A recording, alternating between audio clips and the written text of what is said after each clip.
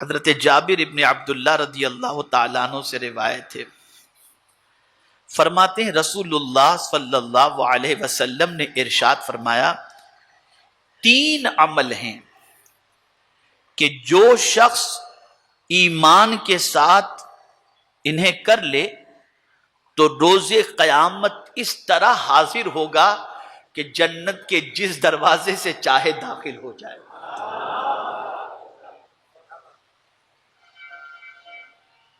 جس دروازے سے چاہے۔ اب وہ تین عمل آپ سنیے، اور پھر مزید آگے حضور نے فرمایا، اور جنتی حوران سے جتنی حوران بہشتی ہیں ان میں سے جس سے چاہے وہ نکاح کر لے۔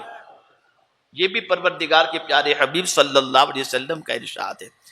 اب خدا کی قسم سنو اور پھر ذرا اپنے ایمان کو پختہ کرنے کی کوشش کرو، ذرا اسے غور سے سنو۔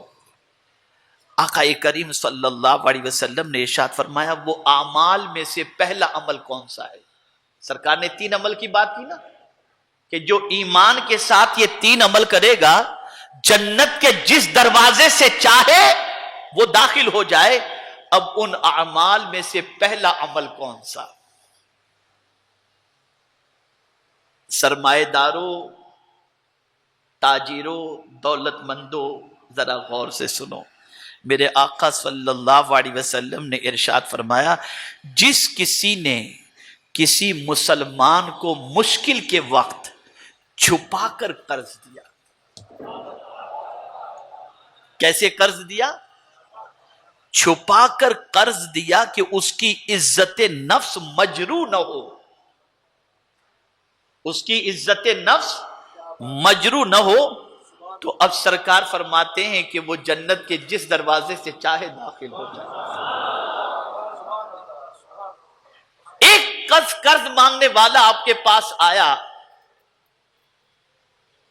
اور آپ نے خاموش، لے جاؤ بھی تم رکھو یار، جب بعد میں دیکھیں گے، اس طرح سے نہیں یار یہ لے، کب دے گا کیا نہیں، آپ کے پاس اللہ نے دیا ہے اور سامنے والا بہت مشکل پوزیشن کے اندر ہے اور آپ نے اس کی عزت نفس مجروح، رکھو نا یار، تم ابھی ضرورت ہے نا، تم کو رکھو، بعد میں دیکھ لیں گے، تم لو ابھی تمہارا کام پورا کرو۔ آپ نے تو یہ کر دیا، اب اس سے پوچھو کہ آپ کے اس کرنے پر اس کا دل کتنا خوش ہوا۔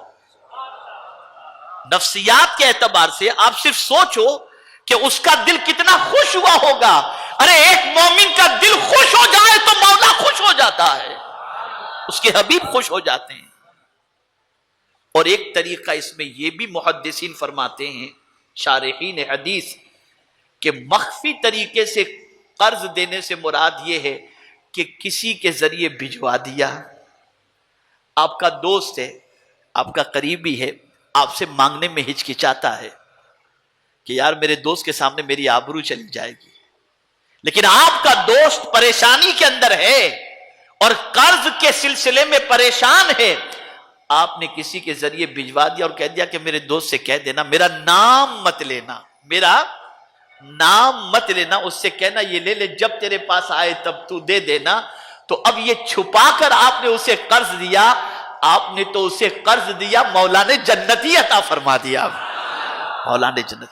یہ ہے، اس اسلام کو سیکھو۔ بہت سیکھ چکے نماز، روزہ، حج و زکات، اور سیکھنا بھی چاہیے، اور اس کی عظمتوں کا کیا کہنا، لیکن حضور صلی اللہ علیہ وسلم یہ کب فرما رہے ہیں؟ نماز فرض نہیں ہوئی اس سے پہلے فرما رہے ہیں۔ اسے سمجھو آپ، جن چیزوں نے لوگوں کو اسلام کی طرف مائل کیا ان میں سے یہ بھی ایک چیز تھی کہ ہم مسلمان ہوں گے تو مسلمان ہماری مدد فرمائے گا اور ہماری پریشانی کو دور فرمائے گا۔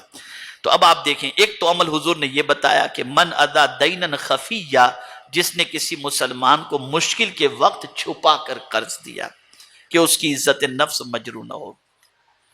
اور دوسرا وعفا عن قاتلہ، اپنے قاتل، اپنے کسی عزیز کے قاتل کو معاف کر دیا، کسی عزیز کے قاتل ہیں اسے معاف کر دیا۔ اور یہاں تو قاتل تو بہت دور کی بات ہے، قاتل تو بہت دور کی بات ہے، یہاں معاملہ تو یہ ہے کہ آدمی خالی بھویں چڑھا لے تو اسے بھی معاف کرنے کے لیے تیار ہے۔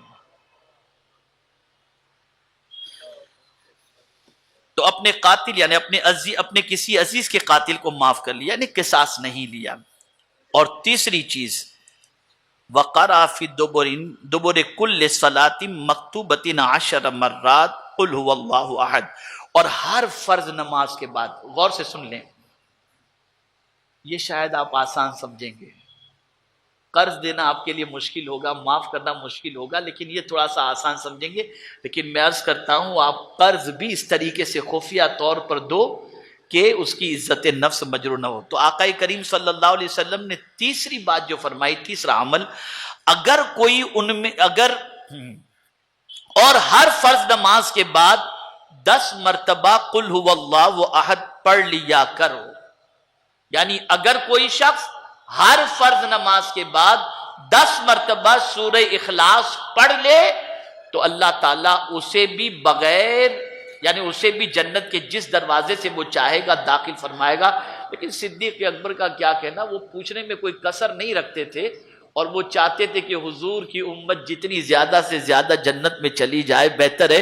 تو فوراً صدیق اکبر کھڑے ہو گئے اور انہوں نے عرض کیا او احداہن یا رسول اللہ، یا رسول اللہ صلی اللہ علیہ وسلم، کوئی یہ تینوں کام نہ کر سکے اور تینوں میں سے کوئی ایک کام کرے تو اس کے بارے میں سرکار کیا فرماتے ہیں؟ تو میرے آقا نے فرمایا او احداہن، ہاں اگر ایک بھی کرے گا تو اس کی جزا وہی ہوگی، ایک بھی کرے گا تو اس کی جزا وہی۔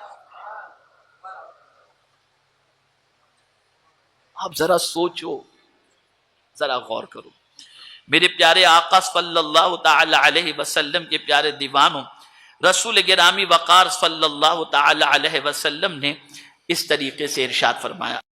ویڈیو اچھا لگا تو لائک کر لیں اور کمنٹ میں ضرور بتائیں آپ کو ویڈیو کیسا لگا۔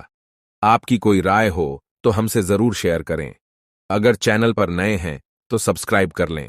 اپنا قیمتی وقت دینے کے لیے شکریہ۔ خدا حافظ۔